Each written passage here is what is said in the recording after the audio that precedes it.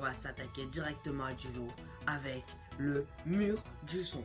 C'est le phénomène aéronautique des plus stylés que je connaisse pour l'instant. En tout premier, il faut connaître la vitesse de propagation du son dans l'air. Vous pouvez dire, ouais, la vitesse n'a rien à voir avec le son, alors que vous avez totalement tort. Détrompez-vous, car c'est grâce à ce calcul que l'on peut connaître la vitesse à laquelle il faut aller pour dépasser le mur du son. Pour connaître le calcul, il faut d'abord aller en 1822 avec François Arago et Gaspard de Prony qui, pour connaître la vitesse du son, faisaient des tirs croisés entre Villejuif et Montpellier. Les canons étaient tirés en même temps avec un espace d'environ 18 612 mètres. Ils en sont arrivés à une conclusion de 54,6 secondes. Passons maintenant au calcul. On va faire, je vais le mettre ici le calcul, on va faire V égale 18 612 divisé par 54,6, ce qui va nous donner 340 mètres par seconde. Ça,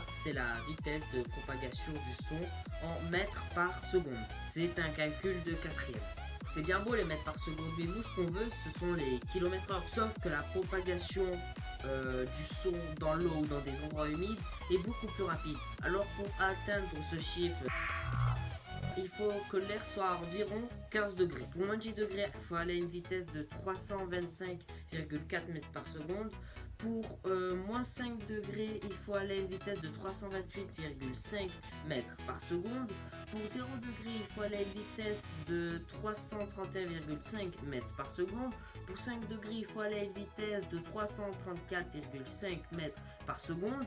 Pour 10 degrés, il faut aller à une vitesse de 337,5 mètres par seconde.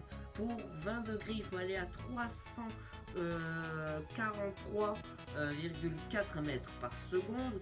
Pour 25 degrés, il faut aller à 346 mètres par seconde. Et pour 30 degrés, il faut aller à 349,2 mètres par seconde.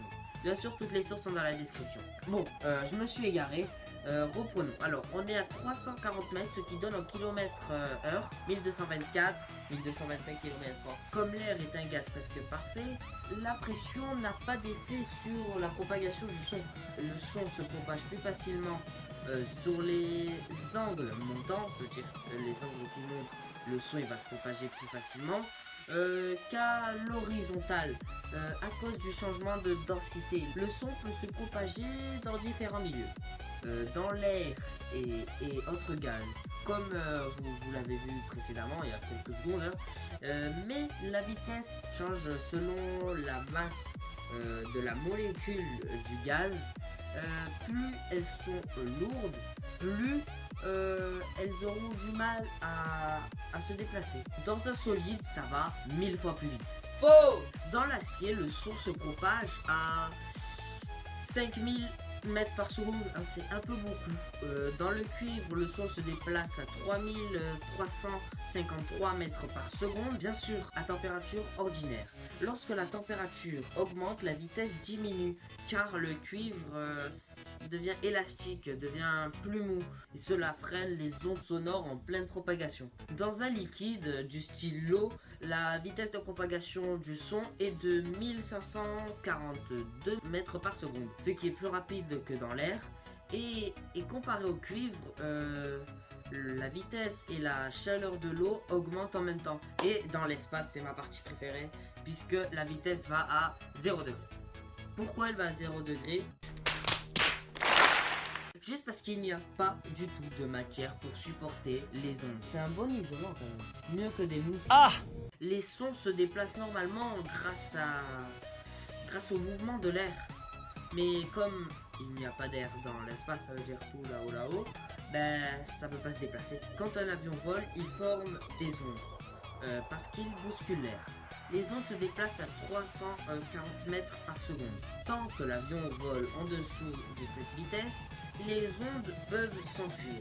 Tout est normal pour l'instant. Mais quand l'avion atteint la vitesse du son, il rattrape ces ondes, ce qui va les accumuler sur le nez de l'avion. Cela s'appelle la vitesse du son. Mais bon, nous, on va pas s'arrêter là. Nous, on va aller encore plus loin. Parce que maintenant, on va s'attaquer au mur du son. On va comprendre un peu mieux comment ça marche. Heureusement, parce que sinon, ce serait vraiment du putaclic. quand il franchit le mur du son, les ondes qui normalement doivent s'enfuir, puis après quand il atteint la vitesse du son, doivent s'accumuler sur le nez de l'avion, là vont se retrouver à l'arrière de l'avion. Ça veut dire qu'en gros, là, il y a les ondes, normalement elles peuvent s'enfuir. Après, arrivé à la vitesse du son, elles sont là, les ondes elles sont collées à l'avion. Quand il dépasse le mur du son, les ondes se retrouvent là, à l'arrière de l'avion. Il faut savoir que l'avion, c'est ma main, se retrouve à l'arrière de l'avion. Ça veut dire ici un peu. Ça s'appelle dépasser le mur du son. Et en dépasser le mur du son, les ondes se retrouvent à l'arrière. Ça veut dire qu'à l'avant, il n'y a pas les ondes qui sont en amas sur le nez de l'avion. C'est plus les ondes, mais c'est l'air qui se trouve en amas sur l'avant de l'avion. Et les ondes qui sont à l'arrière de l'avion créent l'onde de choc. Le bang, quant à lui, vient d'une suppression d'air qui fait vibrer nos tympans. Quand l'avion passe au-dessus d'une personne, cette personne va entendre bang. Ok, vous n'avez pas compris, démonstration.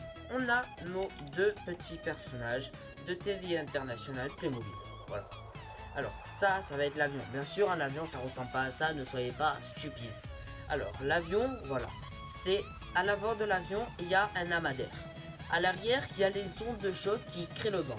Ça veut dire que là, ils n'entendent rien, les personnes. Ils peuvent voir l'avion arriver parce que ça, il va très vite de toute façon.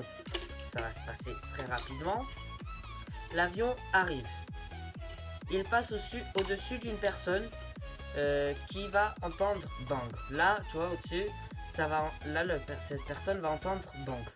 Après, cette personne, quand l'avion sera au-dessus de cette personne, il entendra bang.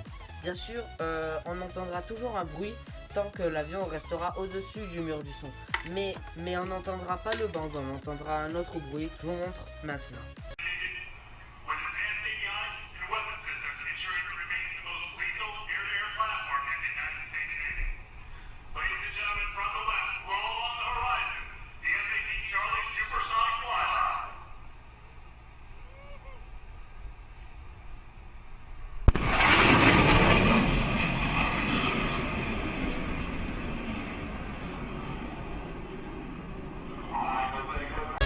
Cette démonstration, on va parler encore de l'air qui est à l'avant de l'avion. Car quand l'atmosphère est humide, on peut voir comme un genre de bouclier à l'avant de l'avion, qui est en fait une condensation d'air local. Sur les premiers avions supersoniques, on ne les entendait pas, mais la légende nous parle de leur existence. C'est le double bang. Très proche, donc très difficile à distinguer à l'oreille. Une théorie que beaucoup de personnes connaissent nous dit que le premier bang viendrait du nez de l'avion et du bord d'attaque de l'aile. Image.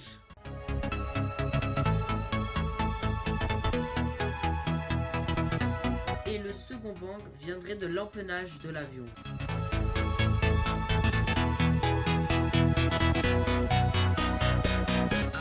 À très grande distance de l'avion, les deux ondes de choc se transforment en une seule et unique onde de choc.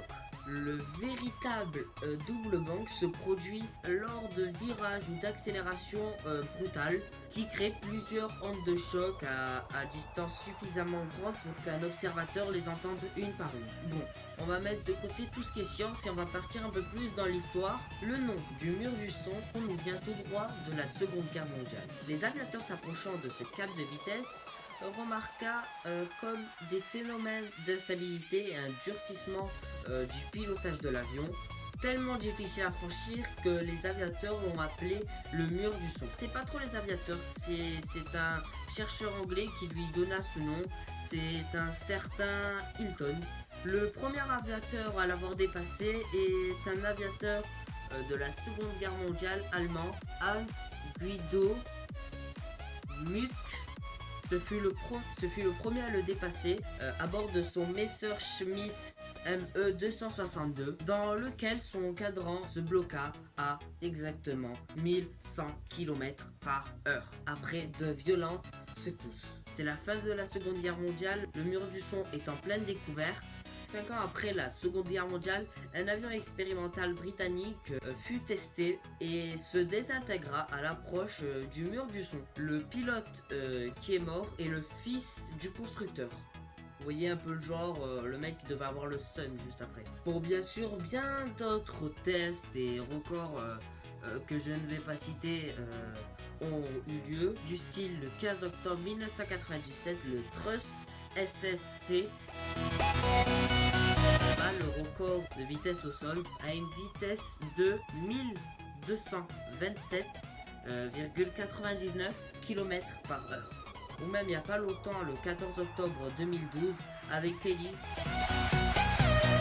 qui fut le premier homme à dépasser le mur du son en chute libre à 38 969,4 mètres du sol et à une vitesse de 1357,6 km, soit 1,5 fois Mach 1, ça veut dire le mur du son.